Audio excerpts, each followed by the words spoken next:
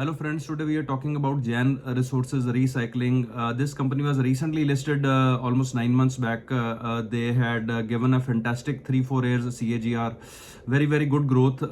Price has gone up to the level of 600 rupees और आज price correct होके almost 300 rupees के आसपास चल रही है. As yesterday it has closed around 305. The Jan Resources Recycling is a group who is into the business of recycling. They do recycling of copper basically from the wires, from the batteries, from the motor winding. उसके बाद में now they had started working on a project in Kuwait where they have took a 25% stake in one Kuwaiti company where they will be, I think, recycling the car batteries to do the battery scrap and do the lead recycling. Apart from that, companies has done value added products also like copper anode, copper cathode, bus bar. So उसमें क्या है कि इन products को आप as a copper per kg नहीं बेच सकते. I mean, these are value added products, no, which has a fixed prices. Though there will be variation on the copper prices, but yes, the realization is better in anode, cathode and bus bar, these things which they sell on LME. क्योंकि ये copper वगैरह और lead tin इनको extract करके उसको flat products बना के फिर LME पे बेचते हैं. तो कंपनी इज़ वेरी गुड. अगर हम कंपनी की बात करें आज की डेट में, स्टॉक की पीई जो है 29.9 के आसपास चल रही है. PEG ratio is 0.53. It had made a high of 594 and now it is as on yesterday it closed around 305 rupees. If we see the investor profile also, investor profile is very interesting. Promoters have 73.59% stakes.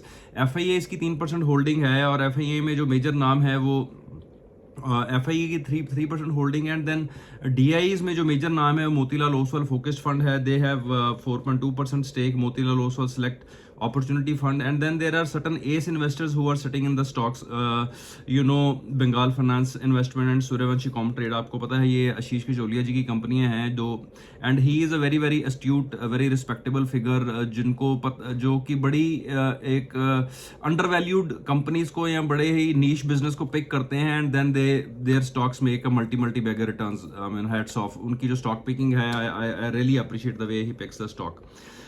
Now going back to the Jan Resources, price is below 50 and 200 DMA, almost at the bottom of 305 है. और PE ratio भी अगर हम देखें, जो median PE है stock की 36.6 है और आज की डेट में जो PE है it is around 29.9.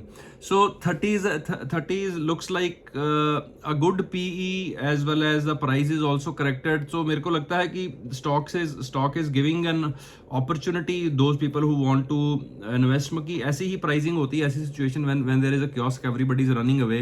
As Warren Buffett said, when the market is fearful, you should be greedy. तो you need to take a calculator list. अच्छे म्यूचुअल फंड बैठे हैं, अच्छे एस इन्वेस्टर्स बैठे हैं एंड कंपनी के जो आने वाले टाइम में है ग्रोथ ट्रिगर भी काफ़ी हैं. कॉपर की प्राइसेस आपको पता है पिछले एक महीने के अंदर 1400 पर केजी से लेके करेक्ट हो गया, ऑलमोस्ट 1300 के आसपास हो गया. 8-10% करेक्शन हुई है. प्लस थोड़ा इनको सोर्सिंग की दिक्कत है क्योंकि जैसे ही वॉर की सिचुएशन दोबारा बनती है तो मिडल ईस्ट से इनका काफ़ी स्क्रैप आता है, मिडल ईस्ट के बाकी गल्फ से भी, बाकी कंट्री से भी आता है.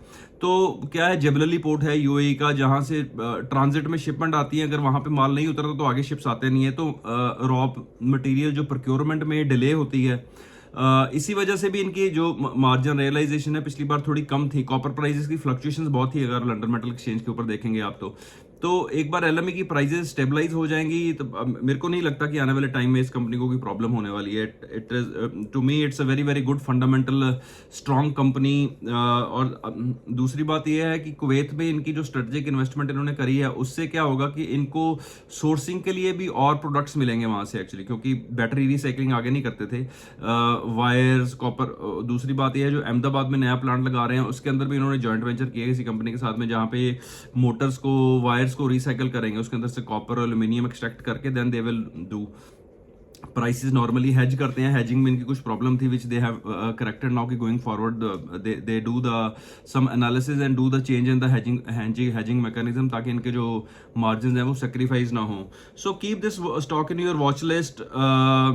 जो मेरे को लगता है जो पिछले क्वार्टर में के जो मार्जिन 4% आए थे वो साइक्लिक था। It might it falls go back to again with the new products which they are adding 2 to 3% और ऐड हो जाएंगे मार्जिन, तो they will be maintaining their margin also around 6 to 7% actually मेरे को लगता है आने वाले टाइम में। अगर हम कंपनी की सेल्स की बात भी करें, अगर हम बिकॉज क्वार्टरली तो मैं कंपेयर नहीं करता, always it is better to compare the stock की जो ग्रोथ है वो on annual basis. On March 2024, they have done a sales of 4,428 crore with the profitability of 164 crores, जो कि बढ़ के 7,000 crore होगी with the profitability of 223 crore. And in March 2026, they have given a top line of 9,543 crore with the net profit of 347 crores. So 2024 से लेके अगर 2026 में देखें तो 16 दून 32 मीन्स की 100% से ज़्यादा इनकी नेट प्रॉफिट ग्रो हुई है, 100% ज़्यादा इनकी सेल्स ग्रो हुई है। सो what else you need in the company who is growing at 35-40% CAGR, 3 साल के अंदर टर्नओवर डबल, प्रॉफिटेबिलिटी डबल। सो ऐसे आइडियाज बड़े बड़े बहुत ही कम है मार्केट के अंदर। So keep that stock in your watch list, do your analysis, contact your SEBI register और financial adviser and see if they advise you to invest in this stock. This is our analysis which we are sharing, it's not a buying and selling recommendation. For buying and selling you can contact your SEBI register adviser and please subscribe our channel. Thank you very much.